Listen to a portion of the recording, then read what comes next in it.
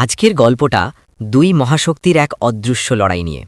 এমন এক লড়াই যেখানে প্রযুক্তির সব সীমা যেন ভেঙে গিয়েছিল। তো চলুন শুরু করা যাক। একটা ভূতকে শিকার করা যায় কিভাবে? প্রশ্নটা শুনতে অদ্ভুত লাগছে, তাই না? কিন্তু দেখুন, আধুনিক যুদ্ধক্ষেত্রে এটাই কিন্তু সবচেয়ে বড় চ্যালেঞ্জ। মানে শত্রু যদি অদৃশ্যই হয়, তাহলে তাকে খুঁজে বের করার ওপরই কিন্তু সবকিছু নির্ভর করে। গল্পটা শুরু হচ্ছে আমেরিকার একটা ভীষণ গোপনীয় আর মারাত্মক ঝুঁকিপূর্ণ অভিযানকে ঘিরে। আর এই অভিযানে ব্যবহার করা হয়েছিল তাদের সবচেয়ে কিংবদন্তি একটা অস্ত্র। তো দিনটা ছিল ২১শে জুন ২০২৫। আমেরিকার টার্গেট একটাই, ইরানের পারমাণবিক কর্মসূচিকে পুরোপুরি নষ্ট করে দেওয়া।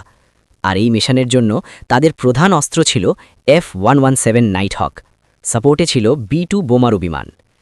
F-117 নাইটহক এটা শুধু একটা যুদ্ধবিমান ছিল না, এটা ছিল একটা জীবন্ত কিংবদন্তি। এক কথায় এক অদৃশ্য ঘাতক। মানে সবাই এর নাম শুনেছে, কিন্তু এর আসল ক্ষমতাটা কেমন সেটা কেউ কোনোদিন দেখেনি। আর এই মিশনটাই ছিল এর আসল পরীক্ষা। আচ্ছা, এবার গল্পের ফোকাসটা একটু ঘোরানো যাক। একদিকে আমেরিকা যখন তাদের এই অদৃশ্য অস্ত্র নিয়ে একদম নিশ্চিত, ঠিক তখনই রাতের গভীরে ইরান কিন্তু তাদের বহু বছরের প্রস্তুতি নিয়ে পুরোপুরি সতর্ক ছিল। আর ঠিক সেই মুহূর্তেই তাদের রাডারে অদ্ভুত একটা সংকেত ধরা পড়ল। দেখুন, এটা কিন্তু হুট করে ঘটে যাওয়া কোনো ঘটনা না।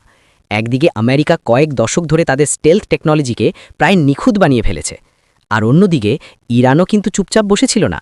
তারাও তাদের রাডার আর ডিফেন্স সিস্টেমকে উন্নত করে যাচ্ছিল। তাদের একটাই উদ্দেশ্য ছিল, যেটা অদৃশ্য সেটাকে সবার সামনে নিয়ে আসা।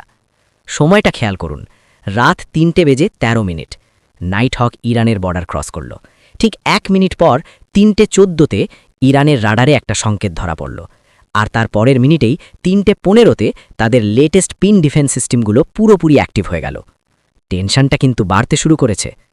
তো রাডারে নাইটহকটাকে কেমন দেখাচ্ছিল জানেন? ঠিক যেন একটা ছোট্ট পাখি। কিন্তু মজাটা হলো, ইরানের অপারেটরদের ঠিক এই জিনিসটার জন্যই ট্রেনিং দেওয়া হয়েছিল। তারা জানতেন যে অদৃশ্য শত্রুর সিগন্যাল যখন ধরা পড়বে, সেটা এমনই অদ্ভুত আর ছোটখাট কিছুটা হবে। আর ঠিক এইখানেই এক মুহূর্তের মধ্যে পুরো খেলাটাই উল্টে গেল। যে বিমানটা এসেছিল শিকার করতে, সেটাই এখন শিকারে পরিণত হয়েছে। আকাশে শুরু হলো এক অসম লড়াই, যেখানে নাইটহক তখন বাঁচার জন্য ডেসপারেট চেষ্টা করছে। ইরান কিন্তু 1 সেকেন্ডও সময় নষ্ট করেনি। সাথে সাথে 2টো ফাইটার জেটকে পাঠানো হলো ধাওয়া করার জন্য। নিচ থেকে, মানে মাটি থেকে লেজার গাইডেড মিসাইল ছোড়ার জন্য প্রস্তুত করা হলো। আর কমান্ড সেন্টারে বসে নাইটহকের প্রত্যেকটা মুভমেন্ট ট্র্যাক করা হচ্ছিল। ওদিকে নাইটহকের পাইলটও কিন্তু বাঁচার জন্য যা যা করা সম্ভব সবই করছিলেন। তিনি হঠাৎ করে বিমানটাকে খাড়া ওপরের দিকে তুললেন, তারপর সোজোরে বাঁ দিকে একটা বাঁক নিলেন, আর ঠিক তারপরেই একটা 90 ডিগ্রি টার্ন। উদ্দেশ্য একটাই, কোনোভাবে ধাওয়া করা বিমানগুলোকে বিভ্রান্ত করা।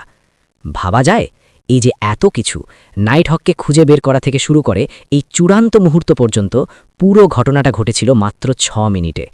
এই 6 মিনিটের আকাশযুদ্ধ যে কতটা ভয়ঙ্কর ছিল, তা হয়তো কল্পনাও করা কঠিন। তো গল্পের ক্লাইম্যাক্সটা ঠিক এখানেই।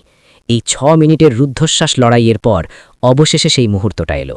এমন এক মুহূর্ত যা আমেরিকার সামরিক ইতিহাসে একটা নতুন অধ্যায় লিখে দিল। ইরানের ফাইটার জেট থেকে মিসাইলটা তখন নাইটহককে টার্গেট করে ফেলেছে। কম্পিউটারের স্ক্রিনে একটাই লেখা ভেসে উঠল, মিসাইল লকড, টার্গেট ফিক্সড। এক মুহূর্তের জন্য সব যেন থেমে গেল। বিমানটা নিয়ন্ত্রণ হারিয়ে সোজা মাটির দিকে পড়তে শুরু করল।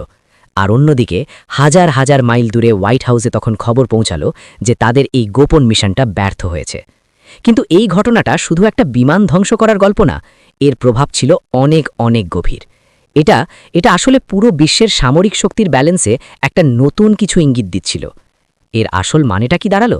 মানেটা হলো, ইরান দেখিয়ে দিল যে টেকনোলজির এই লড়াইয়ে তারাও কোনো অংশে কম না। এই একটা ঘটনাই ছিল তাদের কয়েক দশকের পরিশ্রম, প্রস্তুতি আর জেদের ফল। আর এটাই তাদের একটা নতুন শক্তি হিসেবে সবার সামনে তুলে ধরল। শেষ পর্যন্ত ২১শে জুন ২০২৫-এর সেই রাতটা শুধু একটা বিমান ভেঙে পড়ার গল্প হয়ে রইল না, এটা হয়ে উঠল একটা দেশের জেগে ওঠার গল্প। আর এই ঘটনাটা একটা জিনিস খুব পরিষ্কার করে দেয়, প্রযুক্তির এই লড়াইয়ে কেউই আসলে চিরকাল অজেয় থাকে না।